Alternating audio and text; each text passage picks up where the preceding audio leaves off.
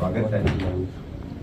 आज भारतीय जनता पार्टी सुंदरनगर मंडल का त्रिदेव सम्मेलन, जिसमें बूथ का अध्यक्ष, बूथ का पालक और BLA, ये हमारी संगठन की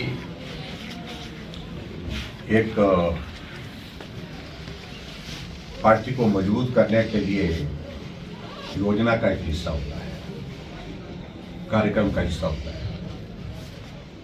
और त्रिदेव सम्मेलन आज यहाँ सभी पोलिंग बूथ के कार्यकर्ता आए थे।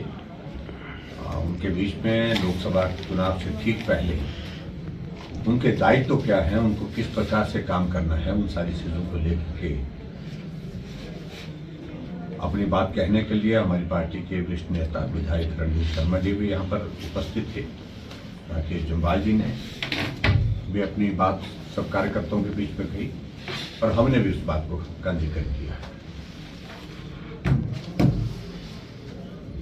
हिमाचल प्रदेश में कांग्रेस पार्टी की सरकार का 15 महीने का कार्यकाल पूरा हो रहा है और 15 महीने के इस कार्यकाल में कुल मिलाकर के व्यवस्था परिवर्तन के नाम पर अव्यवस्था का ही आलम रहा है। चाहे वो पार्टी के अंदर की बात कांग्रेस की कहें, चाहे पूरे प्रदेश के सारे सिस्टम की अगर हम बात करें, 15 महीने के कार्यकाल पूरा जो होने जा रहा है उसमें लगभग प्रदेश के ऊपर 14,000 करोड़ रुपए से ज्यादा का ऋण लेने का वर्तमान सरकार ने काम किया।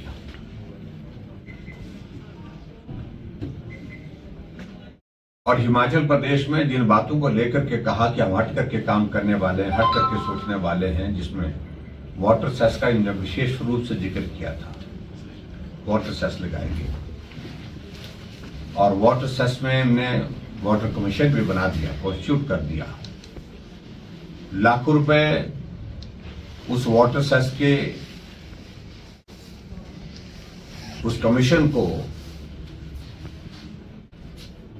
जो उसमें मेंबर लगाए, चेयरमैन लगाए, उनको चला गया, लेकिन हाई कोर्ट ने उस कमीशन को ही गलत करार दिया है। ये भी हाल ही में निर्णय है।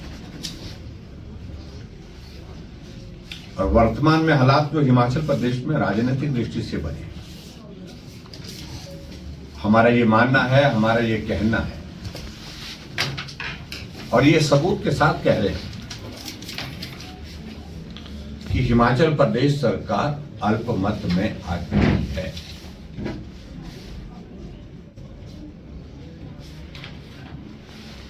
और इसलिए हम इस बात को कहते हैं कि नैतिकता के आधार पर सत्ता का संचालन करने के बाद का काम जो है कांग्रेस के पास अब रहा नहीं है। आप कल्पना करिए, जो एक व्यवस्था है, उस व्यवस्था के अनुरूप जब कोई फाइनेंस बिल सदन में वोटिंग के लिए रखा जाता है और वॉइस वोट जब कन्विंसिंग नहीं लगती है, तो ऑपोजिशन को हमेशा डिवीजन वोट मांगने का अधिकार है। और अभी जब कट मोशन चल रहे थे जो फाइनेंस बिल के अंतर्गत, उसमें हमने जब वॉइस वोट के बाद वोट ऑफ डिवीजन मांगा तो स्पीकर महोदय ने हाउस एडजॉर्न कर दिया।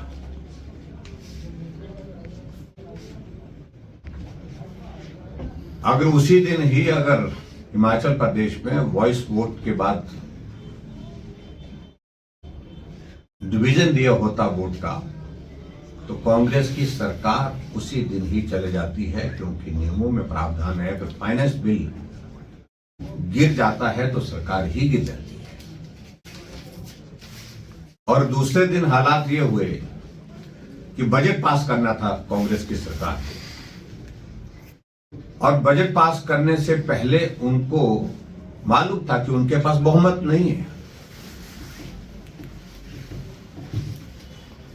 अगर बजट पास नहीं हुआ तो सरकार चले जाने की संभावना थी। बजट को पास करने के लिए भारतीय जनता पार्टी यानी कि ऑपोजिशन के 15 विधायक इंक्लूडिंग मी सहित विधानसभा के सदन से सस्पेंड किए गए, निलंबित किए गए, तब जाकर के बजट पारित किया गया।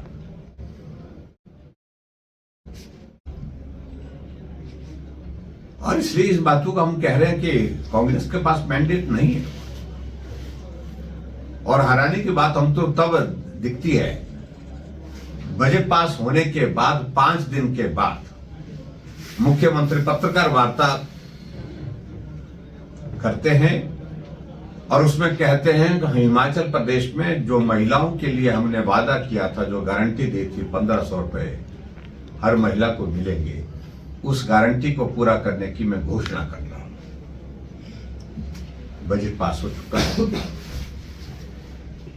बजट की एलोकेशन हेड वाइज अलग अलग तरह से वो हो चुकी है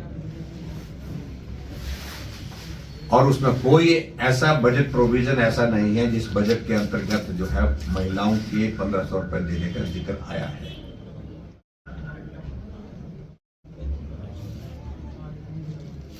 और एक तरफ से मुख्यमंत्री कहते हैं कि 5 लाख महिलाओं को हम इससे लाभान्वित होंगी, लेकिन मैं मुख्यमंत्री जी से कहना चाहता हूं, जो आपकी गारंटी है वो गारंटी तो ये है कि 18 से 60 साल की महिलाओं को आप 1500 रुपए महीने का देंगे। और आपने घोषणा की थी कैबिनेट की पहली बैठक में पहला निर्णय,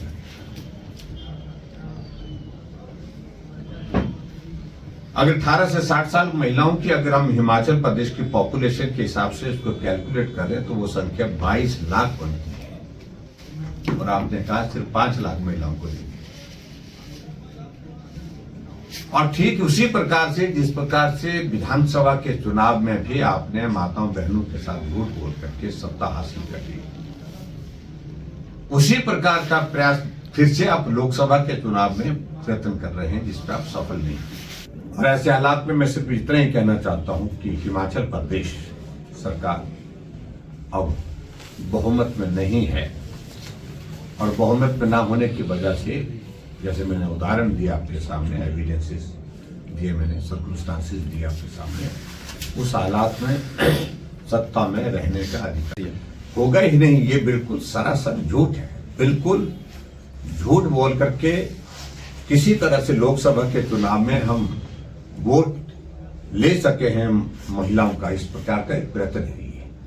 आचार संहिता लग जाएगी, मुझे लगता है कि आने वाले समय में एक सप्ताह के अंदर अंदर निश्चित रूप से आचार संहिता लग जाएगी और 1 अप्रैल से ये घोषणा कर रहे हैं। अब लोगों के बीच में कहेंगे कि हम इसलिए नहीं अभी तक आपको दे पाए हैं क्योंकि कोड ऑफ कंडक्ट लगेगा, चुनाव के बाद आपके खाते में पैसा आ जाएगा। तो ये गुमराह करने का प्रयत्न है। सभी इस बात को अच्छी तरह से देखो। एक बात मैं कहना चाहूंगा, मुख्यमंत्री जी मंडी के अंतर्राष्ट्रीय शिवरात्रि के मेले में उद्घाटन के अवसर पर आए थे और उसमें व्यवस्था है कि मुख्यमंत्री उद्घाटन करते हैं, माननीय राज्यपाल महोदय उसका समापन करते हैं इस मेले का। मुझे कोई आपत्ति नहीं, मुख्यमंत्री जी को आना चाहिए था, आज अच्छा किया। लेकिन जिस प्रकार से पिछले कल उन्होंने संबोधन दिया एक मेले के अवसर पर, और वो भी मंडी के शिवरात्रि मेले जो अंतर्राष्ट्रीय स्तर का मेला है, उस पर सिर्फ राजनीतिक भाषण देना, वो साफ जाहिर करता है कि मुख्यमंत्री बहुत चिंतित है, बौखलाहट में है, परेशान है। और जिस प्रकार के वो आरोप लगा रहे थे अनावश्यक रूप से, उन आरोपों का कोई अर्थ नहीं है। जिन विधायकों के बारे में वो टिप्पणियां कर रहे थे, उन विधायकों ने अपने आप कहा कि हम अपनी मर्जी से गए हैं, अपनी सहमति से गए हैं जहां भी हैं। और उल्टा उनसे ही हम पूछे तो हिमाचल प्रदेश में कुछ विधायकों को Z+ से भी ज्यादा सिक्योरिटी उपलब्ध करा के रखी है। उसके बारे में आगे पायलट में चलती है, विधायक पायलट लेकर के चलता है